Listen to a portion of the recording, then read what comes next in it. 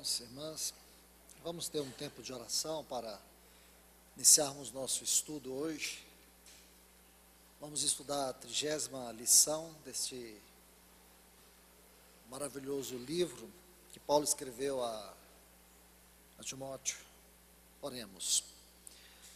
Pai, mais uma vez, no eterno e sagrado nome do Teu Santo Filho, é que nós nos reunimos, confiados unicamente no Teu Espírito Santo, que em sua bendita sabedoria, poder, propósito, o Senhor tem algo reservado para nós aqui nesta noite. Senhor, estamos desejosos que a Tua voz reine sobre os nossos corações, que Teu Espírito nos dê discernimento da Tua voz. Vem nos ajudar, Senhor. Ajuda-nos nas nossas deficiências, nas nossas necessidades. Nós Te imploramos, nós Te rogamos, nós Te pedimos, em nome de Jesus. Amém. Graças ao Senhor. Vamos abrir as Bíblias aqui, 1 Timóteo, capítulo 4, do versículo 13 até o 16. Até a minha chegada, aplica-te à leitura, à exortação e ao ensino. Não te faças negligente para com o dom que há em ti, o qual te foi concedido mediante profecia, com a imposição das mãos do presbitério. Medita estas coisas e nelas sê diligente, para que o teu progresso a todos seja manifesto. Tem cuidado de ti mesmo e da doutrina. Continua nestes deveres, porque, fazendo assim, salvarás tanto a ti mesmo como os teus ouvintes. Graças ao nosso querido Pai Celeste. O nosso tema hoje está baseado nesta frase do versículo 16. Tem cuidado de ti mesmo e da doutrina. Por que este versículo é tão notório para mim? Um detalhe que todos nós precisamos sempre guardar, não um detalhe, mas um princípio. O princípio é aquilo que deve governar. Então aqui é um princípio governante, quanto à leitura da palavra de Deus.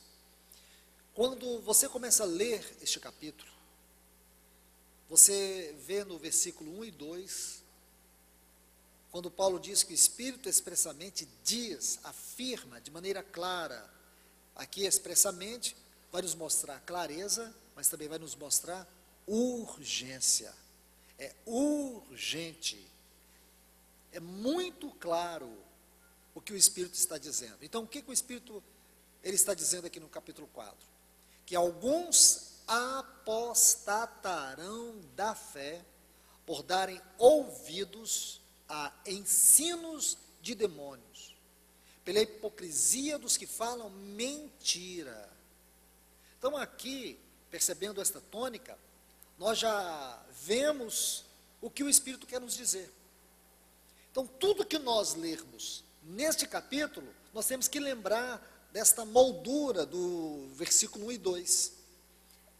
Aqui o Senhor vai nos mostrar algo muito sério. Então o que Paulo está falando na sequência dos textos, é simplesmente para advertir a Timóteo deste terrível perigo, dessa apostasia. E quando ele diz para Timóteo, tem cuidado de ti mesmo e da doutrina, nós não podemos esquecer do que ele havia dito no versículo 2. Se nós esquecermos, o capítulo perdeu seu sentido para nós. Estão entendendo, irmãos? Se nós esquecermos desses dois versículos, 1 e 2 do capítulo 4, que são versículos vitais, são versículos importantes. Se nós esquecemos deles, não significa para nós mais nada o que você vai ler. Você vai fazer aplicação pessoal, individual, e natural, mas nunca aplicação espiritual, e nem tampouco uma revelação do Espírito. Você jamais vai poder tocar a revelação do Espírito. Por quê? Porque você tirou o texto do seu contexto. Você tirou o texto da sua estrutura hermenêutica. Então, se você retira, o que você vai fazer a partir daí é uma exposição natural e não uma exposição espiritual. Aí você vai estar lendo o livro e não lendo a palavra de Deus. Espero que vocês estejam me compreendendo, porque este princípio, ele é governante. Quando Paulo diz, tem cuidado de ti mesmo e da doutrina. Primeira questão que eu quero colocar para vocês, irmãos, é a extrema necessidade que nós retornemos à prática do Evangelho de Cristo Jesus. Isto é urgente. Isto é necessário. Isto é fundamental. Retornar à prática do Evangelho de Cristo Jesus.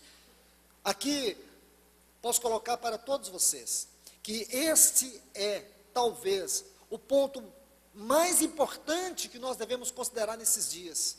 A necessidade de retornarmos à prática do Evangelho de Cristo Jesus. Nós vivemos um tempo de profunda e terrível crise espiritual. Há uma drástica selvageria no que diz respeito à exposição do ensino da palavra de Deus. Meus irmãos, o que nós temos assistido, e falo com tristeza, esses versículos 1 e 2, eles dão para todos nós respaldo suficiente para que venhamos analisar os nossos dias, o nosso tempo, e ver o que as pessoas têm feito com a palavra de Deus. Quando você é capaz de observar o ministério nos nossos dias, a conclusão que você chega é que o que está ocorrendo é um terrível abandono ao chamamento espiritual, à vocação celestial. O que nós estamos assistindo é um triste desprezo ao verdadeiro significado do ministério cristão. O que nós temos assistido é simplesmente um diluir da palavra de Deus. Por isso que essas palavras de Paulo são tão importantes, irmãos. Por isso que nós temos que olhar para essas palavras e ver o que é que o Espírito está mostrando para nós hoje. Porque essas palavras não dão apenas para nós direito de apontarmos o dedo para alguém, mas apontar para nós mesmos. Porque o que o inimigo tem feito é algo terrível. Mas isso não nos dá razão, nós não estamos com a razão está com Deus. Isso tem que ser muito forte na nossa vida, porque toda esta prática errada quanto à palavra, como as pessoas têm tratado com toda superficialidade o ensino, tem que tocar nossas vidas. O que vemos hoje é um mercado gospel. O que nós temos visto hoje a palavra de Deus se tornar um produto. O que nós temos visto hoje é o entretenimento da fé. Mas, irmãos, isso não é crítica, isso tem que atingir nossa vida também. Isso tem que marcar nossa vida, porque nós temos que ser cuidadosos. As palavras de Paulo são muito fortes aqui. Alguns apostatarão da fé por darem ouvidos a ensinos de demônios, a espíritos enganadores, pela hipocrisia dos que falam mentira. Diz, tem cuidado de ti mesmo e do ensino. O que ele está querendo dizer, irmãos? Talvez nós não encontramos na Bíblia algo que seja tão forte no que diz respeito ao caráter e doutrina, caráter e ensino. Talvez não encontremos algo tão revelador, tão perscrutador. É tão importante você pregar. Mas a mensagem, irmãos, não pode ser apenas o produto da nossa mente natural. O que Paulo está ministrando para Timóteo não é o que ele recebeu de ombro de outros, é o que ele recebeu do Senhor. O que ele ensinava a Timóteo não era aquilo que ele via na experiência dos outros, era a experiência que ele tinha com o Senhor. Irmãos, isso tem que ser muito forte na nossa vida. Nós precisamos derivar da nossa experiência com o Senhor, da nossa vida com o Senhor, o conteúdo, a revelação da palavra de Deus. Não é errado você ler um livro, de forma alguma. Não é errado você extrair lições desse livro, de forma alguma. O errado é você ser uma xerox, uma imagem introspeccionada de uma outra pessoa, como se fosse uma marionete, em cima de um tablado, tentando proclamar a palavra de Deus, e essa palavra não ser fruto da sua vida, do seu relacionamento com Deus. Porque a palavra de Deus ela tem que ser muito mais do que vozes, muito mais do que letra, muito mais do que verbos, muito mais do que grafia, tem que ser muito mais do que tudo isso. A palavra de Deus tem que ser a realidade que flui da vida de uma pessoa. Então, para mim, quando Paulo diz, tem cuidado de ti mesmo e da doutrina. E aqui, como eu estava dizendo para vocês, há um profundo desprezo à palavra de Deus no nosso tempo. Onde as pessoas, elas são desafiadas a serem pessoas de sucesso e não uma bênção. Hoje as pessoas são desafiadas a terem sucesso, a serem pessoas reconhecidas, e não apenas pessoas que tornam Cristo conhecido. Pessoas de sucesso e não bênção. Deus não diz para Abraão, abençoarei os que te abençoarem, amaldiçoarei os que te amaldiçoarem, e tu serás um homem de sucesso. Não, Deus disse, tu serás uma bênção. É curioso, quando você examina esse capítulo 12, no original, como ele foi escrito, o sentido ali é, tu serás o portador da bênção. Tu serás o testemunho, a expressão da bênção. Então, irmãos, nós não podemos deixar que a secularização venha tomar lugar do ministério espiritual. As advertências de Paulo aqui são muito fortes. As advertências dele para a minha vida, para você, para todos nós que estamos aqui, devem, cada uma delas, penetrar de maneira profunda, irmãos, e quebrantar o nosso coração diante do Senhor. Se você perceber que, especialmente os irmãos, e aqui eu falo a pessoas em diversas esferas de serviço. Alguns aqui ministram a jovens, outros aqui ministram às crianças, outros ministram a todos aqui. Então nós temos aqui pessoas com encargos em diversas esferas. Meus irmãos e irmãs, ouçam isso da parte do Senhor. Sejamos cuidadosos. A nossa mais urgente necessidade nesse tempo é de uma extrema dependência do Espírito Santo de Deus. Uma extrema dependência do Espírito Santo de Deus, para que Ele governe nossa vontade, para que Ele governe nossa mente, para que Ele nos leve a uma conformidade ministerial e de serviço. Quando falo ministério, estou falando de serviço, com os antigos profetas e apóstolos do passado. Nós não estamos numa linha diferente, nós não estamos nem mesmo numa linha inferior. Nós estamos dando continuidade àquilo que Deus, pelos antigos profetas e apóstolos, aos pais da igreja e tantos outros que durante a história da igreja foram vasos do Senhor em cada geração, assim também nós somos os canais e os vasos de Deus nesta geração. Meu irmão e minha irmã, entenda que há uma certa medida de encargo, de responsabilidade, do chamado divino, confiado a você. Não seja negligente a isto. Esta é uma grande necessidade. Permita-me trazer isso de maneira bíblica. Por favor, abra suas Bíblias aqui, na epístola que Paulo escreveu aos Filipenses, no capítulo 1. Vamos ler os versículos 27 a 30. Olha o que Paulo diz: vivei, acima de tudo, por modo digno do Evangelho de Cristo Jesus. Observe que esta frase por si só ela já nos devasta, ela já nos quebranta, ela já nos perscruta. Irmãos, como nós podemos viver à altura deste evangelho? Não temos forças para isso. Mas Deus, Ele nunca exigiu nada de nós que Ele não pudesse nos dar em Cristo. Ele nunca exigiu algo de mim e de você, apenas exigindo que com nossas forças pudéssemos alcançar. Por isso que o seu grandioso Espírito, Ele nos ajuda a alcançar aquilo que Deus exige e nos dá em Cristo Jesus.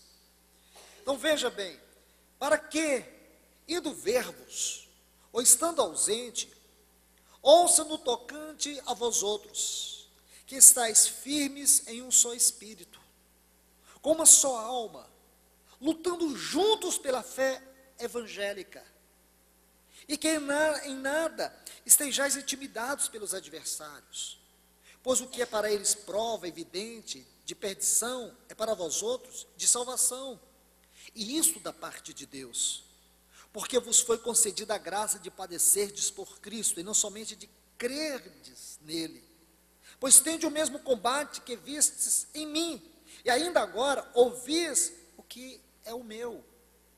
Irmãos, irmãs, permita-me apenas trazer uma síntese destas palavras. Por favor, vamos ver em 6 pontos. Vamos extrair aqui 6 pontos, para que toquemos pelo menos a síntese dessas palavras. O primeiro ponto que eu quero que vocês olhem é este: vivei segundo o padrão do Evangelho. Olha essa parte do texto: vivei acima de tudo por modo digno do Evangelho de Cristo Jesus. Irmãos e irmãs, olhe para isto. Isto é um imperativo, isto é uma ordem de Deus para mim e para você. Vivei à altura, segundo o padrão do Evangelho. Nós não vivemos segundo o padrão deste mundo. Nós não temos mentores para conduzir nossa vida. Nós temos o Espírito Santo como o nosso conselheiro, como o nosso guia. É Ele que diz para mim e para você o padrão das coisas, o certo e o errado. Quais são os limites de todas as coisas, até onde você deve ir, aonde você não deve ultrapassar. Irmãos, quando nós perdemos isso de vista, nosso andar natural começa a governar a nossa mente, as nossas emoções, a nossa vontade, e você não vai perceber que você ultrapassou um limite onde o Espírito Santo não está te guiando. Isso traz angústia, isso traz desespero, isso traz frustração, isso traz decepção, seja em que área for, seja no trabalho, seja no casamento, seja até mesmo na vida cristã. Olha um outro ponto, quando ele diz assim: indo ver-vos, ou estando ausente, ouça no tocante a vós outros. Sabe o que ele está dizendo aqui? Seja um testemunho. Eu quero ouvir algo de vocês. Sejam um testemunho da mensagem de Cristo. É isso que ele queria ouvir. Era esse bom testemunho que ele queria ouvir. Sejam vocês um testemunho desta mensagem de Cristo, que o mundo possa ler a mensagem de Cristo na vossa vida. Se vocês querem viver segundo o modo digno do Evangelho, permita que o mundo veja a mensagem de Cristo estampada no seu testemunho. Aí ele diz assim: estais firmes em um só Espírito. Estais firmes em um só Espírito. Estais unidos em um só Espírito. O sentido aqui é: não permita que nada na conduta desabone você. Estais firmes, não permita que qualquer ventania do secular, do natural, venha destruir sua comunhão, seja com os irmãos, seja com Deus. Estais firmes. Não deixe que nada venha te lançar fora do propósito de Deus. Permaneça firme. Tenha um só Espírito. Irmãos, essa frase, um só Espírito, é muito significativa.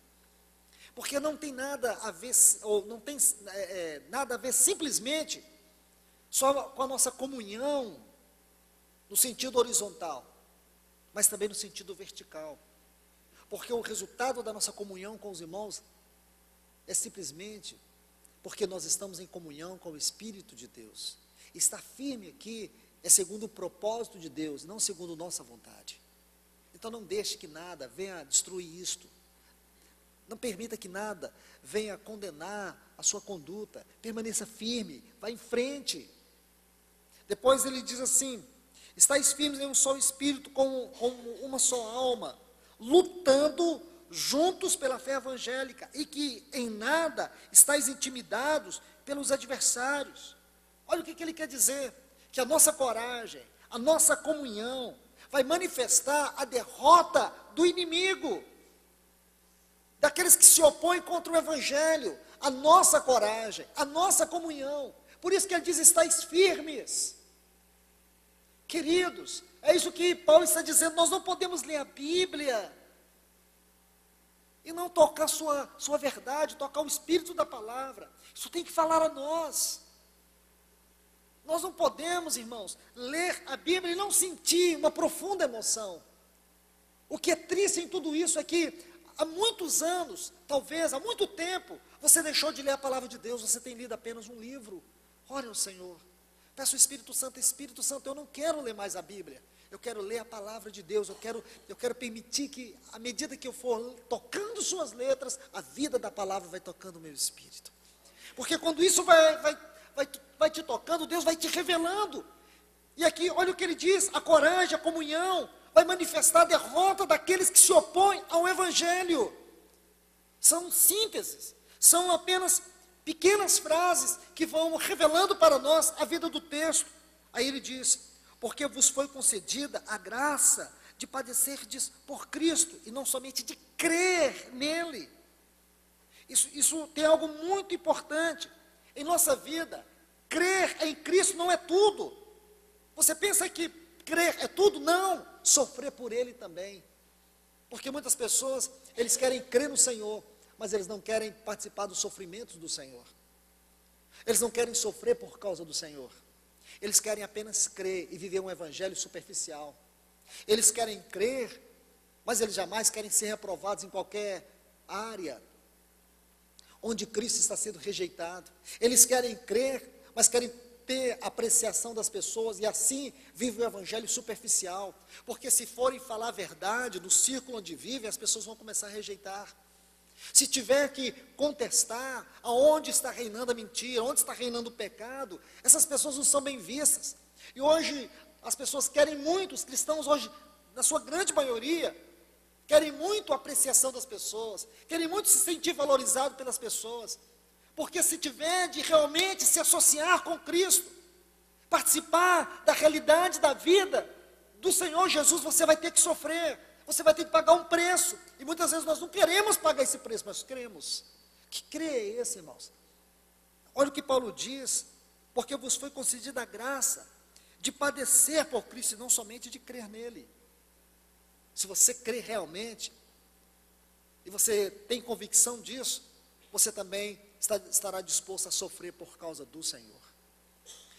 É o que Paulo diz no capítulo 3 da Epístola aos Filipenses, que ainda restava na sua carne padecer pelos sofrimentos de Cristo Jesus.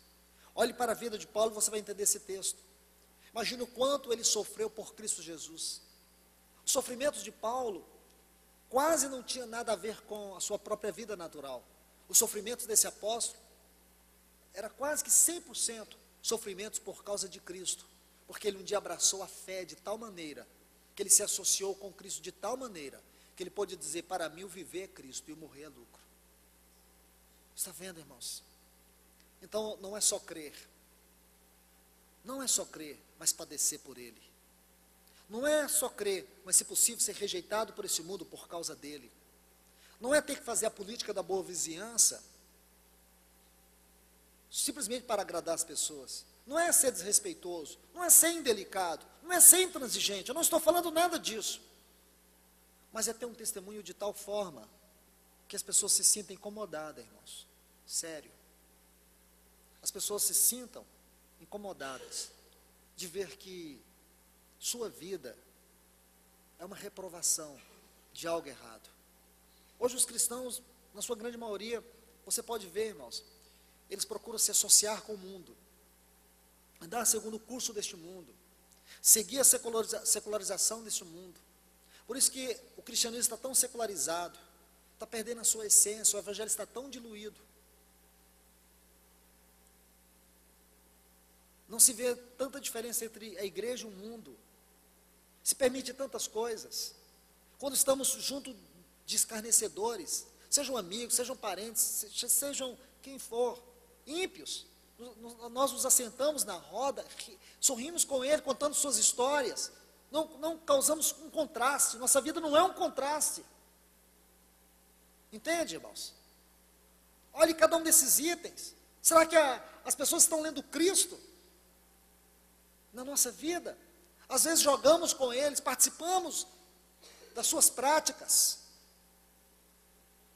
e depois nós queremos pregar o evangelho, depois nós queremos que essas pessoas sejam salvas. Salvas como? Porque eles não veem uma realidade do que é Cristo. Eles notam, não existe diferença entre eu e esta pessoa. A única diferença é que ela perde tempo indo aos cultos, e eu não perco tempo. Que diferença há? Qual é o peso das nossas palavras? É isso, irmãos. E o último ponto que eu quero mostrar para vocês está aqui.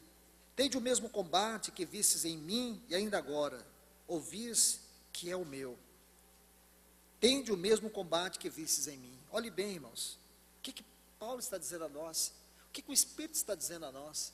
O Espírito está dizendo para nós que o mesmo combate que Paulo pelejava é o mesmo combate que você está pelejando hoje. Você está na mesma luta, você tem essa mesma batalha. Olha que coisa impressionante, irmãos. Olha o peso disso na sua vida, é o mesmo combate. Nós vivemos num tempo em que o padrão bíblico não tem mais importância. As pessoas estão dando mais importância ao padrão bíblico. O padrão bíblico é o que hoje? Ninguém importa com isso mais, irmãos. Os valores espirituais estão perdidos no meio do povo de Deus, ninguém importa mais. Ninguém importa mais. Hoje você vê crescer de maneira indiscriminada e refletida a tolerância a muitos comportamentos que ferem o caráter do evangelho. A Bíblia está sendo lida de maneira totalmente desvirtuada. Aqui em Uberlândia, um irmão fez uma tradução da Bíblia na pior forma da linguagem de hoje. Ele chega a usar termos chulos e até palavrões na Bíblia. Irmãos, eu só acreditei depois que eu tive que ler, porque o Humberto me falou dessa Bíblia, eu não acreditei. Porque eu só pude imaginar que uma pessoa totalmente maligna e demoníaca pode escrever uma Bíblia assim, ou tentar fazer uma versão da Bíblia assim. Mas o pior é a grande aceitação que essa Bíblia tem, especialmente no meio dos jovens. Os jovens que estão carecendo tanto de um avivamento, irmãos. Os jovens que estão carecendo tanto de padrão. Olha a luta que eles enfrentam nas universidades. Olha a luta que eles enfrentam em todas as áreas. E ainda nós vamos diluir a leitura da Bíblia para poder facilitar o entendimento. Irmãos, essa Bíblia, essa palavra, diz que as coisas espirituais só podem ser compreendidas pelo Espírito.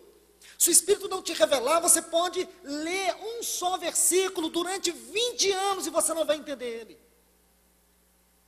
Aqui não é uma questão de intelecto, aqui é uma questão do Espírito Santo revelar. Então, irmãos, é tão sério. Estamos carecendo de um padrão bíblico.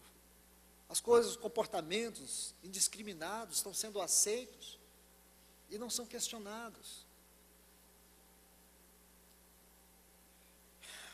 Quando nós lemos esses pontos que eu acabei de citar, eles são desafiadores. Nós precisamos ver como o Espírito Santo está nos convocando a vivermos em conformidade ao Evangelho de Cristo Jesus. E viver do modo digno. Viver segundo o padrão celestial dos valores espirituais. Olhe bem, irmãos, por favor, voltemos aqui para Timóteo capítulo 4. Olha o que Paulo diz. Apenas usando esse texto, porque depois vou fazer uma aplicação dele, mas aqui apenas usando ele para fechar esse assunto aqui de Filipenses capítulo 1, versículos 27 a 30. Paulo diz assim: ocupa-te destas coisas, dedica-te inteiramente a elas. Versículo 15, está vendo? É dessas coisas que nós temos que nos ocupar, é dessas coisas que nós temos que nos dedicar, precisamos nos ocupar e nos dedicar inteiramente com essas coisas. Por quê? Porque nelas reside a mente de Deus para o seu povo, reside o desejo de Deus para o seu povo.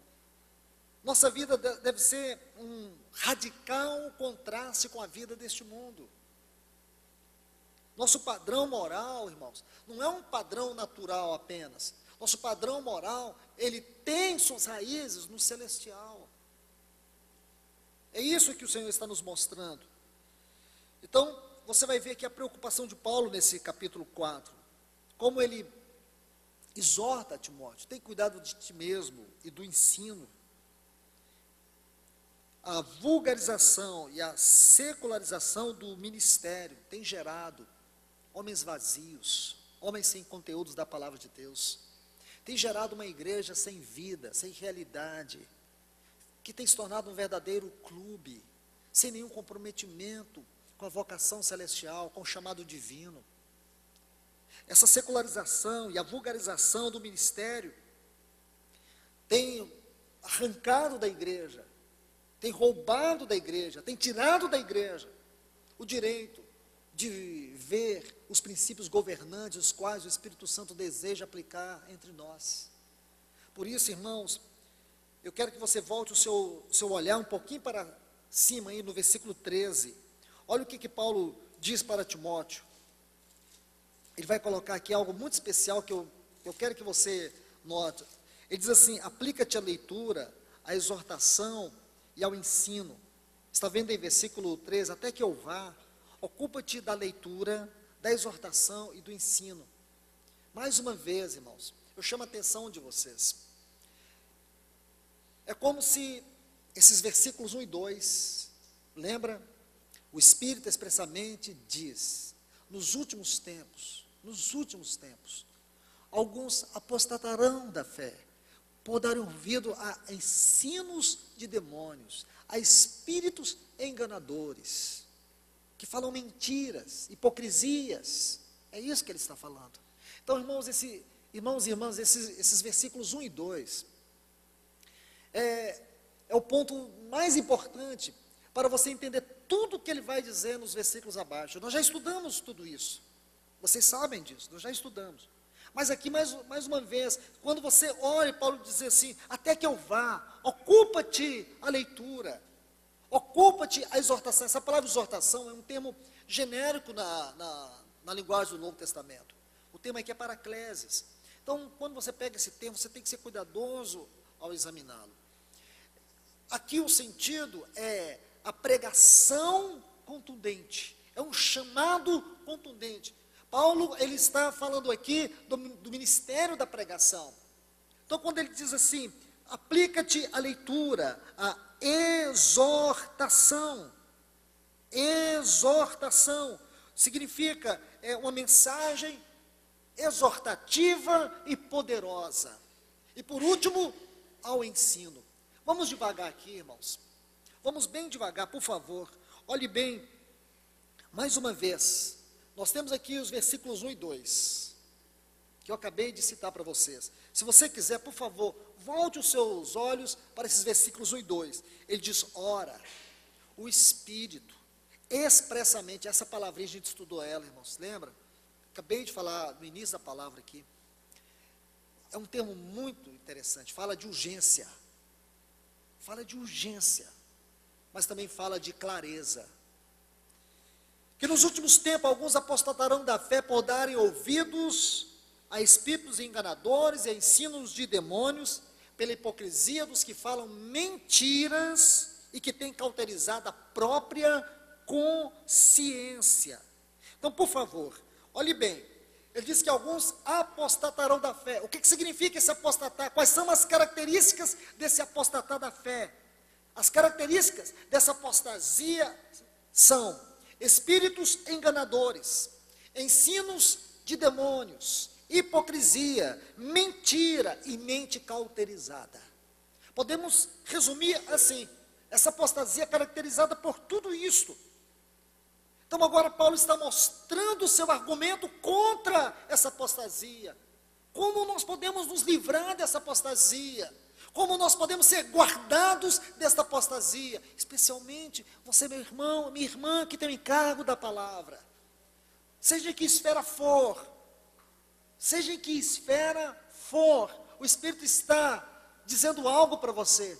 Porque quando o Senhor tiver de tratar com você, quanto à sua responsabilidade naquele grande dia, Ele vai tratar com você com a mesma medida. Talvez você julgue que o que você está fazendo não é importante, mas para o Senhor é tão importante, que Ele vai julgar você, talvez, junto com aqueles mesmos apóstolos, aqueles profetas do passado, porque todos eles estarão lá, todos, estão entendendo?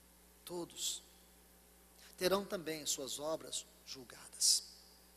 Então, meus queridos irmãos e irmãs, preste atenção, olha o que o Senhor está dizendo para nós aqui, que há um caminho onde somos guardados. Como nós podemos viver o ministério e não prostituir esse ministério, não permitir a vulgarização, a secularização desse ministério. Aí Paulo vai colocar aqui 3 pontos importantes. Primeiro, aplica-te à leitura. Esse termo aplica-te, a tradução dele significa concentre-se com todas as suas forças. Dá a máxima atenção. Agarre com firmeza a leitura. Ora, que tipo de leitura Timóteo podia ter? Sabemos muito bem, irmãos, que naquele tempo, a lei e os profetas estavam à disposição deles. Talvez Paulo estivesse fazendo referência a isto, porque creio eu que não havia muitos livros cristãos, espirituais escritos. Talvez que Paulo estivesse fazendo menção justamente a isto. Aplica-te à leitura. Aplica-te à leitura. Seja sério com a leitura da palavra. Aí ele diz, aplica-te também, dentro do mesmo contexto, a mensagem exortativa e poderosa. Seja aplicado, seja firme na exposição do ensino. Então, irmãos, não dá para contar piada, não dá para fazer brincadeirinha, não dá, porque nós pregamos uma mensagem séria, porque o Espírito diz, é urgente, especialmente nos dias que nós vivemos. Essa expressão últimos dias, você sabe muito bem, que é uma referência profética, especialmente aquela última fase da obra de Deus. Irmãos, eu não estou dizendo isto para constranger alguém pensar como eu, mas o sentimento que eu tenho é que nós somos esta última geração, que nós estamos vivendo esses últimos tempos, estamos vivendo essas últimas horas. Você vê, irmãos, que aqueles apóstolos que viveram depois do nosso Senhor, eles tinham um senso de urgência, eles tinham um sentimento de que o Senhor estava às portas. João chegou a dizer assim, filhinhos, é a última hora. E nós sabemos que não foi a última hora. Depois que ele falou isso, já se passaram quase 2000 anos. Mas por que João disse era a última hora? Naquele tempo, é porque ele vivia como se fosse a última hora. É que no seu coração era a última hora. Podia não ser para o mundo, podia não ser para a história, mas era para ele. Porque ele tinha tanta clareza, tanta certeza da volta do Senhor. Mesmo que não fosse, de fato não foi no seu tempo, mas ele vivia assim, ele vivia apercebido, ele não vivia distraído. E por que vivia de tal forma, irmãos? Ele disse, é a última hora. Ele vai descrever a volta do Senhor.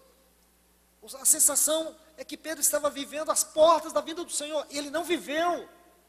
Mas nós estamos aqui, há quase 2000 anos depois que eles disseram estas palavras. E aqui estamos nós, irmãos. E será que vamos ter que viver diferente? Será que nós vamos ter que viver completamente diferente do que eles viveram? Não. Aplica-te à leitura, à exortação e ao ensino. A chave está nessa pequena palavra, aplica-te. Aplica-te. Então, por favor, vamos olhar mais um outro versículo aqui.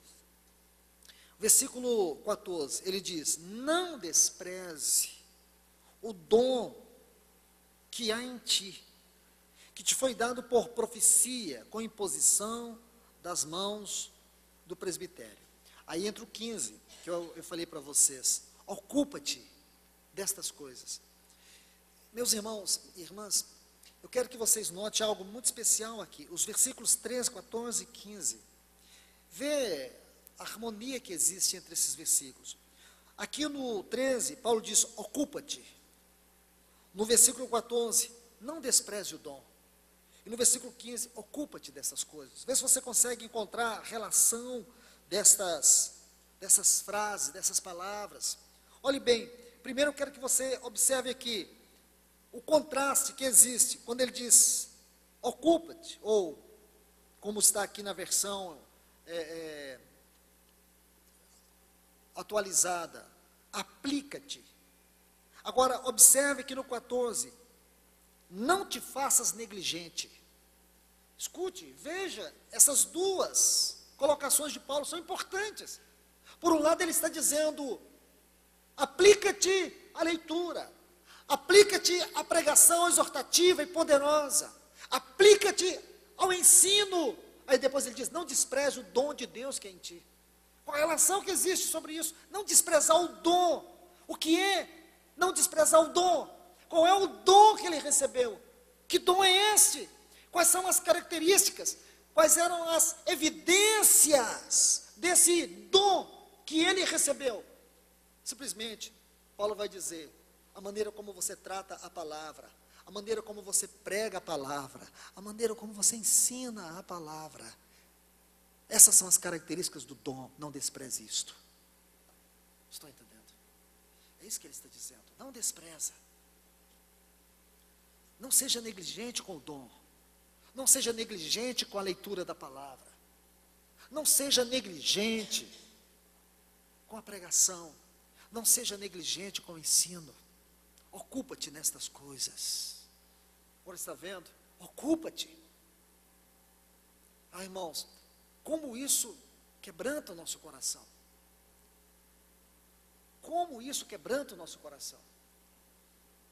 Nós não podemos ignorar essas palavras, achar que isso aqui não tem nada a ver conosco. Isso tem tudo a ver conosco, irmãos.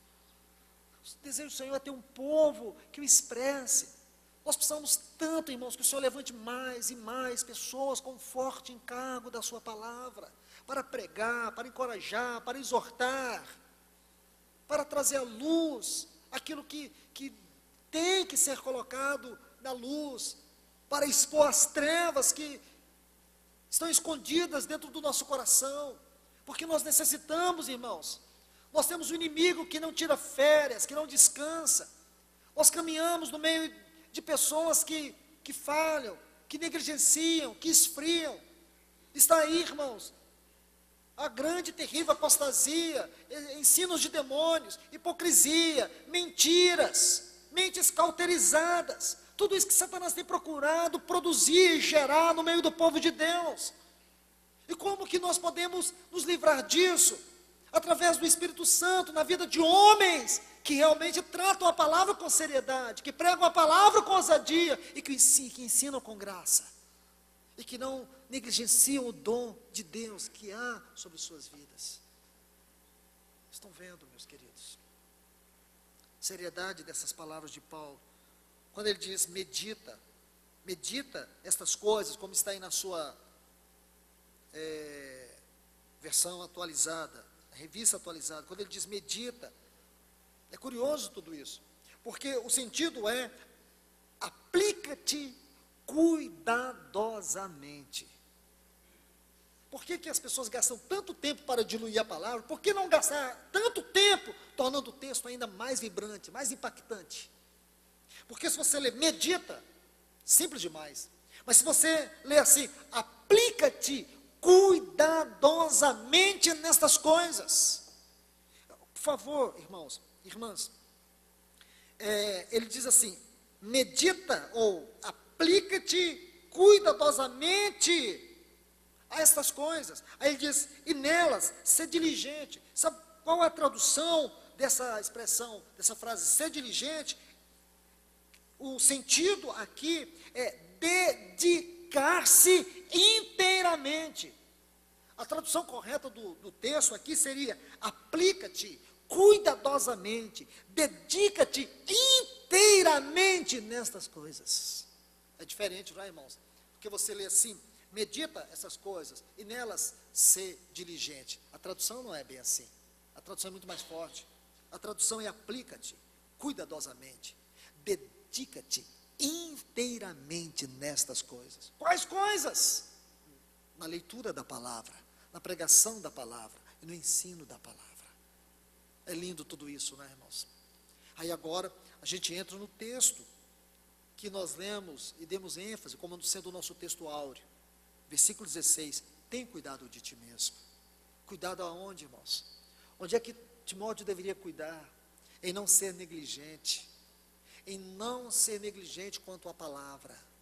Em não ser negligente quanto à pregação da palavra, o ensino da palavra. Aqui que Paulo está dizendo, tem cuidado de ti mesmo. E tem cuidado também da doutrina. Porque se ele cuidasse dele, ele estaria cuidando da doutrina. Quão lindo é tudo isso, irmãos. Essa é a mensagem de Paulo para nós.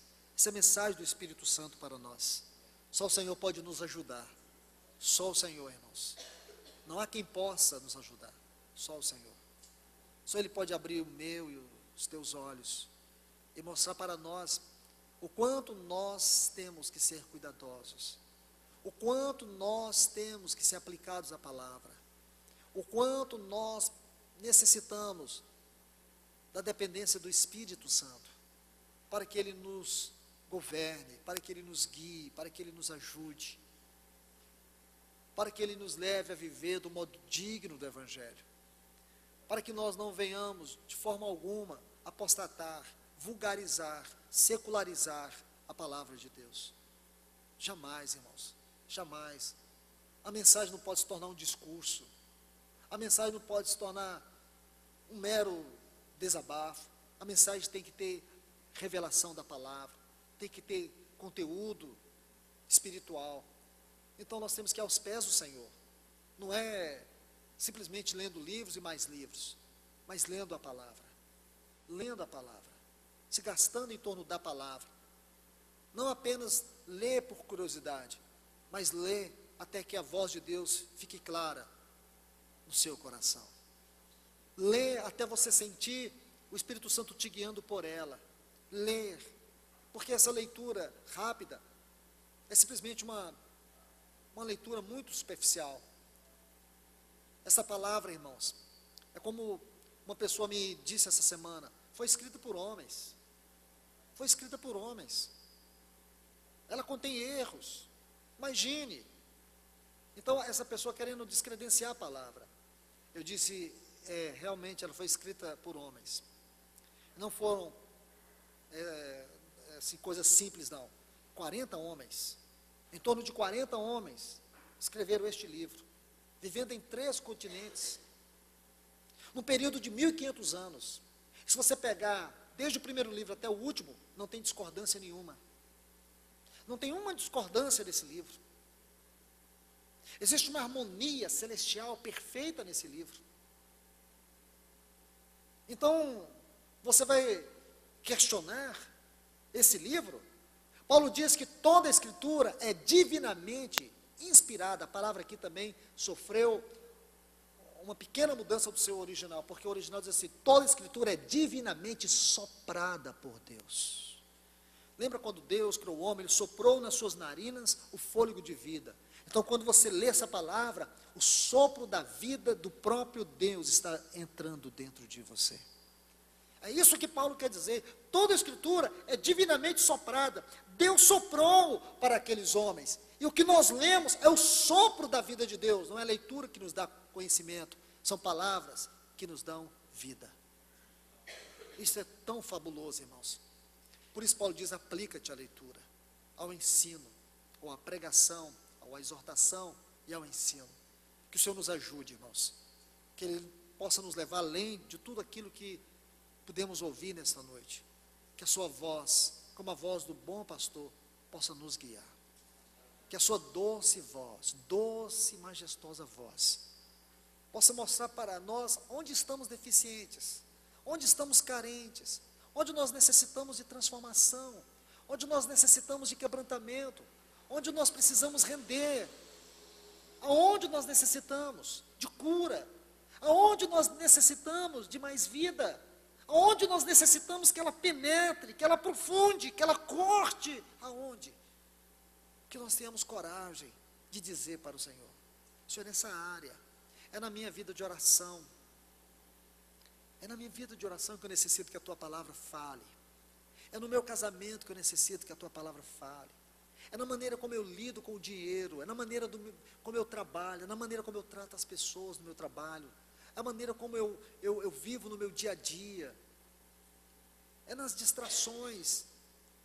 Abra o seu coração e fale ao Senhor, e você pode ter certeza, creia, que a vida desta palavra vai tratar com você, porque o falar de Deus é o seu trabalho em nós.